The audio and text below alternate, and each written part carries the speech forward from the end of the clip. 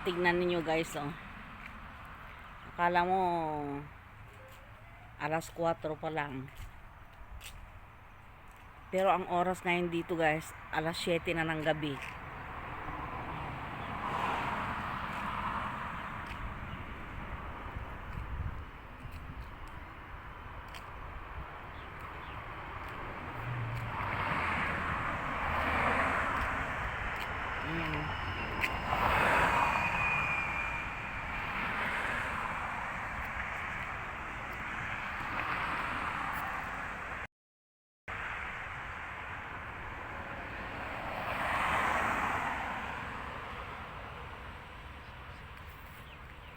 Napakaliwanag pa guys.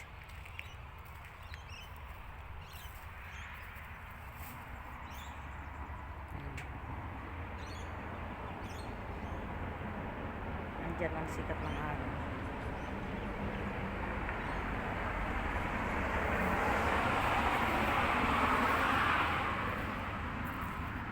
Bibisitahin po natin itong aking mga halaman. Tingnan po ninyo yung avocado ko. Akala ko hindi na mabubuhay yan guys.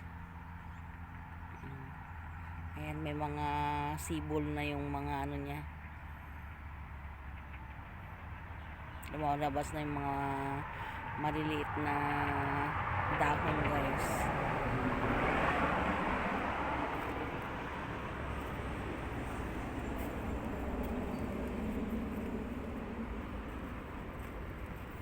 Ayan. Malapit na rin pong mamulaklak ito. Siguro guys, bago ako malis, ano na, may mga bulaklak ng paisa-isa.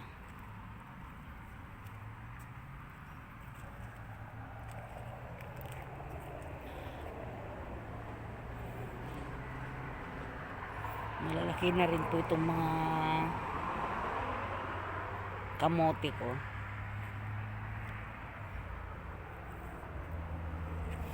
Kaya lang hindi ko sigurado kung kailan magkakalaman po yan.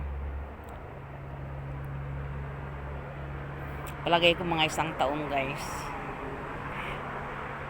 Ayan naman po yung ano, yung makopa. Akala ko nga guys, mamamatay na rin ito eh. Pero awa naman ng Diyos, namunga na.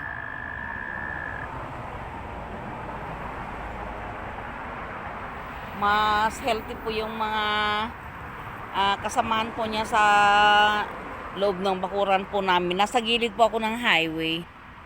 Ayan. Kaya medyo maingay po dito. Nandito po ako sa labas ng bakuran namin.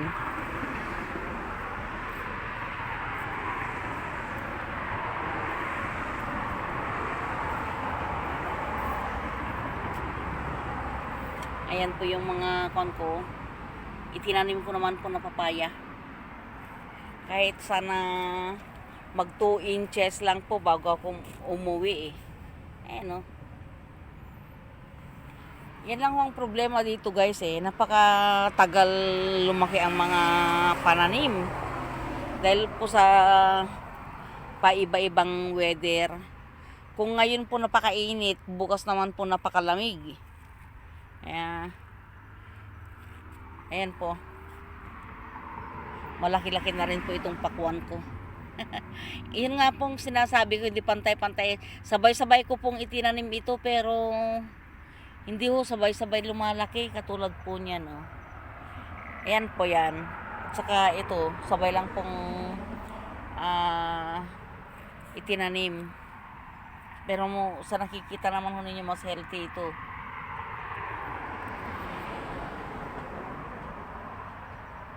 Katulad po nitong kalabasa, oh. Yung maliit na yon. At saka ito, sabay-sabay pong lahat-lahat yan. Kahit po yun, pinakamaliit nasa sulok. Ewan ko ba guys, bakit ganun. Itong mga malalaki na to, at saka yung maliit doon, sabay-sabay po yan na itanim. Ay, nadaganan po itong ano. Akala ko nadaganan. Ayan. Siguro guys, pwede ko na rin tanggalin itong takip ng aking ano, mga papaya. Kasi pagka bagong tanim po ang papaya, tapos hinayaan mo lang, hindi tinakpan, maya maya tuyo na po, patay na, naging crispy na. Ayan po. Ito pa rin po yung mga beans ko, mga sitsaro. Naka-5 harvest na rin po kami dito. Kaya nga sabi ko po sa anak ko, huwag kong pabayaan na matabunan po ng damo. Lagi hong tinatanggalan ng damo. Katulad yan, oh. Hindi ko pa po natanggal lahat. Bukas tatanggalan ko. Oh. Ito pong may ano po, may kamatis din po, may mga bunga na rin po malalaki, oh. Oh, yan. Ito naman po, ang lalaki ng mga bunga. Nakikita po ba ninyo yan?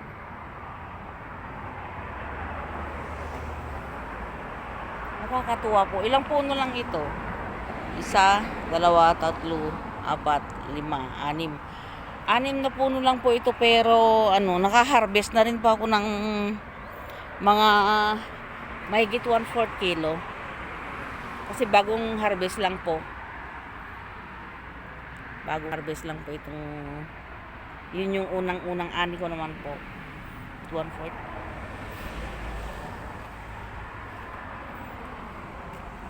Pero itong mga gisantis kong tawagin sa amin to, guys. Tuwing inaanihan ko po ito, laging mahigit kalahating kilo. Isang beses lang akong nakaani ng ng kalahating kilo.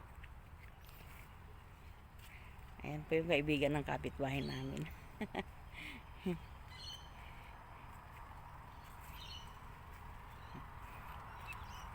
Nakakatuwa po itong aking lemon, oh.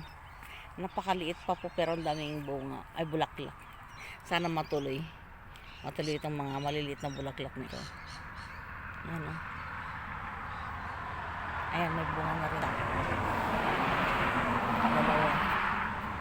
May 2 bunga rin po. Sana itong mga bulaklak na ito ay magiging bunga rin.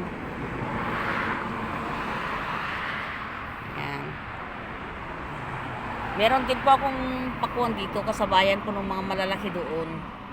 Dito ko po kinuha sa butas na ito. Yung mga malalaki na yun, inilipat ko lang po doon.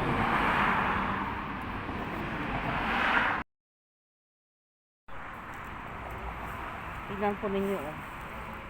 Sa sobrang init po ng panahon, oh, natutuyo na rin po itong mga ko, kaya kukunin ko na rin po. Oh, ganun din po ito, oh. Nasusunog. Sayang. Ay. Kukunin ko na rin po yung iba. Sayang po, eh.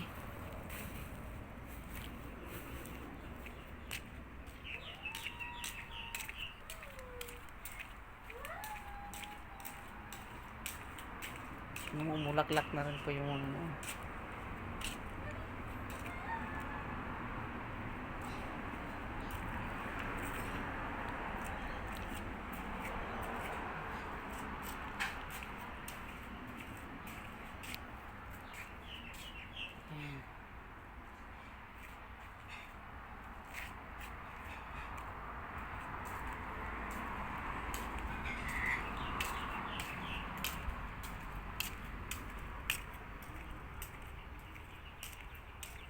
harbisin ko na po yung mga nasunog sa sobrang init. Sobrang sikat po ng araw. Sayang, eh. Ay. Nasusunog, oh.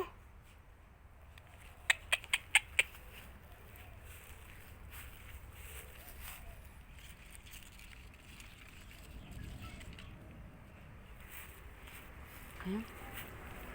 Sayang.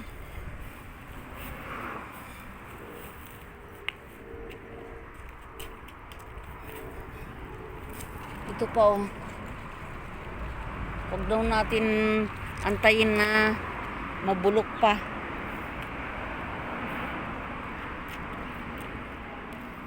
Ewan kung kumusta ito. Dumikit na sa lupa. Ayan, huwag mo nang kukunin.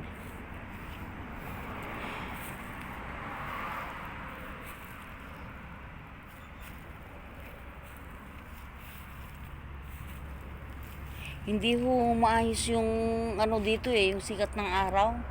Pag yung uminit, sobrang init, kaya namamatay, nasisira po yung mga bunga ng aking mga sili.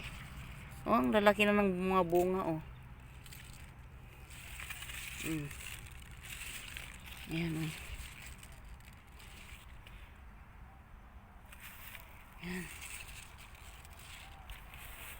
Eh, maganda yung maraming dahon para ano guys, protection din yun sa panangga din po yan sa sikat ng araw. Ayan, oh. Kukunin ko na rin ito.